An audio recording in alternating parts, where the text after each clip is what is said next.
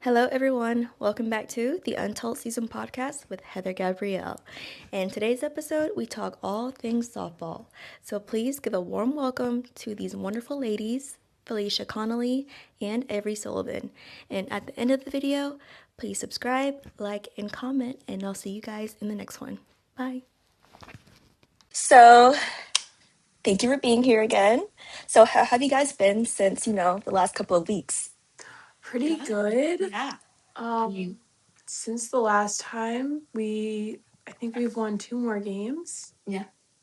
We won against South yesterday. Yep. 9-3. Very good game for us. It's one of the more competitive teams in our conference, so we are happy to get a win like that, especially because we scored really early in it too. Yeah. Awesome. So going over the last video, I asked you guys what is something that people have to do or try if they're not from Philly. Averi, you mentioned going to a game, and Felicia, you mentioned trying a cheesesteak. So which game between two rivals do people have to see, and then which location is serves the best cheesesteaks? Ooh.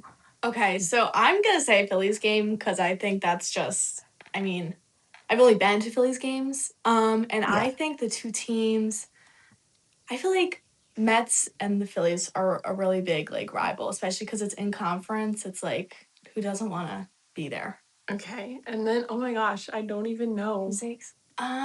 There's a good spot. D'Alessandro's is good. Okay, It's I've never heard of great. that. There's a lot of little, you said hole in the wall spots, and that there's so many. But the one that I've been to is D'Alessandro's, and it's good. It's good. Really? Okay. Yeah. Well, that's good to know. So next time I'm in Philly, I'll try that place. Yeah. I need to try it too, actually. Now that we're saying it, I need to try it too. Yeah, because the only cheesesteak I had was from Jersey Mike's, and it's not really the same. No, So definitely not. Yeah. but not to hate on what's the place? Jersey Mike's. They're really good though. No, they are definitely. So, what role does trust play in your team's success? Okay. I think trust is so important. Because when we're on the field, they have to trust me when I'm pitching, and I have to trust them to know to just pitch to be able to hit for contact instead of having to strike everyone out, because I think when you trust your team, it makes it so much easier when you're pitching, because it's you don't have to be perfect and you can just let other people do the job as well. And I also think having them trust in me takes away the pressure a little bit, because I'm not as oh, I have to perform to make sure that they trust me. If they already trust me, then it's just do my thing. Whatever happens, we'll pick each other up. And then I guess because you just spend so much time with each other, you just you have to be able to trust the people around you, trust that they want the best for you, that they're celebrating your wins just as you celebrate theirs. Yeah, I agree. Yeah, I agree with that 100%. Yeah, that's awesome. So, my favorite question, you guys had a game last week. In the first video, we talked about the preparation for that game. I think everyone on the team is ready, but I think we're also very focused. We've been focusing on just the little things, base running, hitting, little defensive work stuff that should definitely help us. Now we're here. How did the game go? Okay. We played what? Tennant and then South, It's right? Tennant and South. Yeah. I feel like we were preparing for West. I feel like there's no way we talked about Tennant. True. Okay. So for West, so that game went really well. I think that game was 8-1. Okay. And we came out very explosive. Our energy was up, and we were just really hyped for that game because it was our first conference game and we were home, and we just wanted it to go right. So we came out early, we scored, and then that took the pressure off for most of the game, and we just did our thing for the rest of the innings and came out on top, which was really good for us to start, and kept our undefeated streak. Yeah. And then after that, we continued the streak against William Tennant the next day, which is they're kind of a weaker team in our conference. Yeah. But it was still, we got hype. We scored early again. I don't remember the score of that game. I think it was 15 nothing. Yeah. 15, I think, right. And then South yesterday, where we won again 9-3. So that's like been our recent games, and every single time we come out with the same energy, and we've come out on top. So we're just hoping to continue that. Yeah, were you guys nervous at all, or was it just like another game for you? You're just like, it's just another game, here for the win. I think the conference ones are a little bit more intense because it's like, all right, like, tenant is still important, but it's like the conference games matter especially. And, we play these teams twice a year. So it's like coming out and being like, all right, if we, lose this game, it's like we still have to face them again. And it's like you already have that like kind of chip on your shoulder, like, all right, we lost that. Like now we want to get back. And it's like, I don't know, I just feel like those games are more important. Yeah, of course. So, which part of softball challenges your thinking the most? Okay. Well, I guess I would have to say like pitching, like the mental part of pitching, just because like I feel like when I'm out there, it's like my job to be calm all the time, or like positive all the time. And I feel like I'm naturally a positive person. I like to be. But like in any given moment, like you can't falter, like no matter what's happening, like the whole game could be falling apart, but you can't really like react to it, which like can be difficult because like I'm like a hype sports person. Like if I'm watching a game and anything goes wrong, like I'm explosive, like on TV and stuff. But like when you're in the game, you can't do that. So it's just I think that's probably my hardest mental challenge, is just making sure the whole time like I give off the same exterior like emotions. Yeah, I agree. same vibes. I think that just knowing what to do on the field is such a big thing. Like if you don't know where you're going with the ball, or like what your next, approach is to the plate, it's challenging because it's like, all right, what am I going to do with myself? And like, how is this going to play out to help the team? Like, and you can't get in your head about it, and you have to be like, all right, like I am doing this for fun, but you also have to know, what your next steps are. Yeah. I can't imagine, because it's so easy being in a situation like that. You're always like in your head. You're like, what am I going to do next? So yeah, props to you guys. I feel like I'm always in my head like all the time, doing anything. But yeah, so Avery, we talked about your ACL injury last video.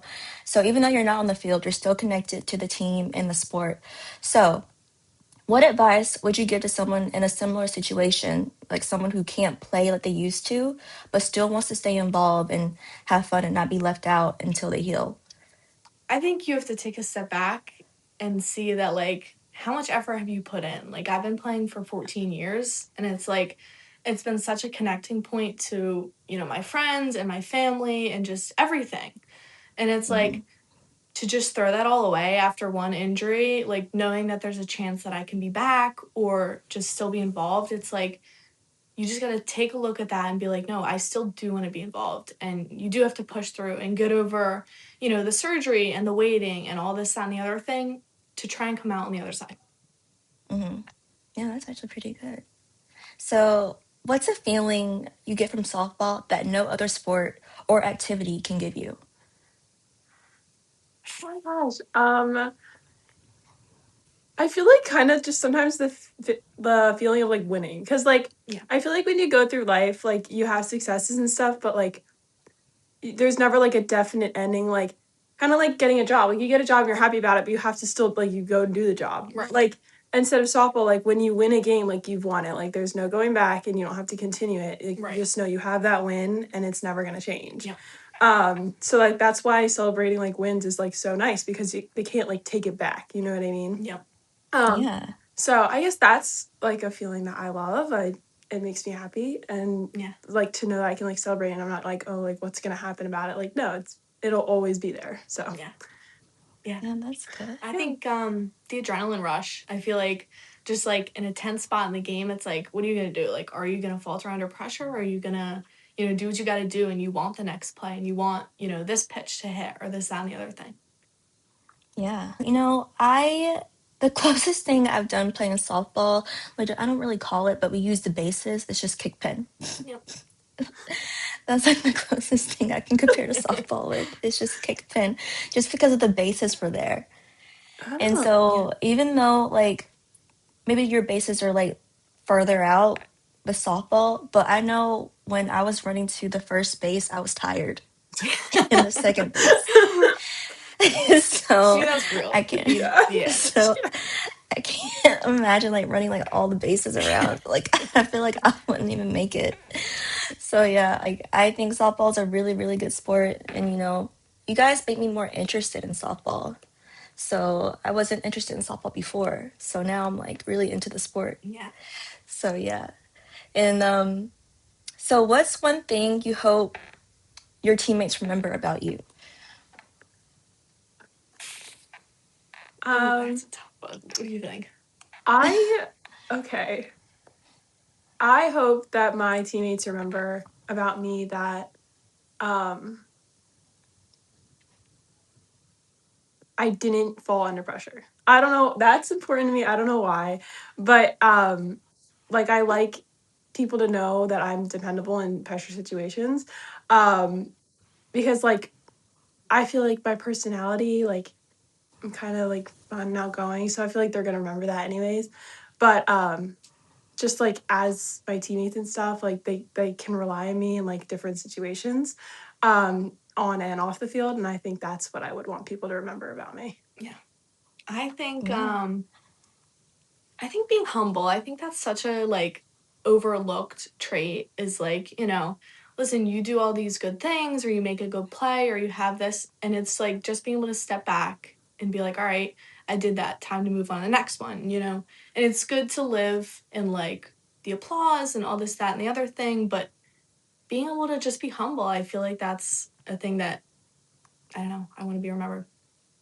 absolutely. Yeah. So yeah. So, how do you guys both handle pressure on the field? Um I think I think about all the things that could happen, but not in like a spirally way, but into Mhm. like a calculated way. Where I'm like, Yeah, oh, like if they had a single, this is what's gonna happen. If they had a double, this is what's gonna happen. Like if you strike them out, this is the probability of this happening. And I think that calms me down, knowing that like I can trust like my own abilities and like I can trust my team like wholeheartedly. That like no matter what happens, they're gonna put in as much effort as possible to keep it to like the best case scenario. So I think I think with pressure like on the field, I just try and like I take a deep breath, I try and remain calm and I think about like all the things that I'm going to need to do in all different kind of situations. But I try and take like the emotional part out of it. Like so it's like more like logical instead of like anxiety. Mm-hmm. yeah, Yeah, I agree with that 100%. I think just being able to like relax after a play or like, you miss a ball and it's like you can't let that affect the entire game because it just turns into, like you said, a spiral and it just is rough. I get that. So, how do you respond to the people who underestimate female athletes? Um I honestly, I think it's funny because I like watch female sports and I love to watch them more than men Mm-hmm. because like I feel like there's more energy around it because we're not as like published and like as like popular, so we know that there's like we have to do more in order to get more attention. And I feel like watching like men's sports, I mean, it's obviously fun. There's a reason they're popular as they are, but I feel like there's energy, but it's more from the fans instead of the players because the players are already confident in like the Right. public, like the publicity that they get. So I like to watch female sports because I also feel like they put in like some of the things that they do is just so fantastic. Like I watch some plays like highlight reels and stuff, and I just think they're like outstanding in almost every sport. Um, I'm literally thinking of like gymnastics right now. Like I literally like love watching Yeah. women's gymnastics. It's like hilarious. Yeah. Um, but yeah, I find it funny that people can underestimate like women's sports because there's so many strong women out there and they put in just as much work. And I always feel like they're like equal, even if they're not Yeah. playing the same thing, like on the same level. Yeah. Yeah. I Yeah. agree. I agree with that. And I think the money thing is such a like, I mean, you see, Major League Baseball players are making $20 million a year, and it's like the softball salary and even other sports are just not even close. And it's like you're putting in the same amount of work a year, and you're not even being watched as much. And it's like to not have that, you know, pay out for you. It like puts an extra like chip on your shoulder. Like I need to do more to like get where I want to get. Right. Yeah. Yeah. So last question is, since you guys are on spring break, any plans? Ooh, honestly, not really. The past few days that we've been on spring break, we've had practice and we had our game 2 days ago. Yeah. But other than that, I'm going to visit some family this weekend, like for the Easter break. But getting my prom dress resized or like I need to get one. altered, I guess that's what it's called. That's what I'm doing tomorrow. It's like my aunt. But yeah, basically just seeing family. Yeah. Yeah. I feel like seeing family. I need to get my prom dress. I'm a slacker. I feel like I've just been pushing that aside. I don't know. The weather's gonna be nice. I mean, it's like chilly today, but tomorrow's gonna be like 70 and Saturday's gonna be like 80. I'm like, I'm gonna try and get outside. Yeah. Yeah. Are you guys tired at all from like the week you guys had? I mean, definitely a little bit. But I'm looking forward to spending time around family. I think that's gonna make me feel like more energized going into school next week. I think the South game was a long day. We took one bus there and we went out to breakfast that morning, which is great. But it was like we all spent time together from 10 a.m. to like 9:30. I mean, it was just Oh a my gosh. long day. Yeah, South only has one field. Yeah. So we play like JV and then varsity, but we went over at 1:30 and our game wasn't until 6. So it was just long day. Long day. Yep. And you guys persevered. I don't know if I could do that because I'll be asleep on the field probably. Yeah, seriously. Ball flying right past me, like, oh, I'm sorry, that was my fault. There it goes. That was my ball. Yep. That's hilarious, but yeah. But any last words? Thank you for having us. Yes, thank you so much. Yeah. No. We love doing Thank this. you guys. Yeah, of course. Thank you guys for coming back again, knowing the busy schedule you guys had, and still fitting time for me to interview you guys, which is great due to stupid technology. Seriously. Yeah, thank you.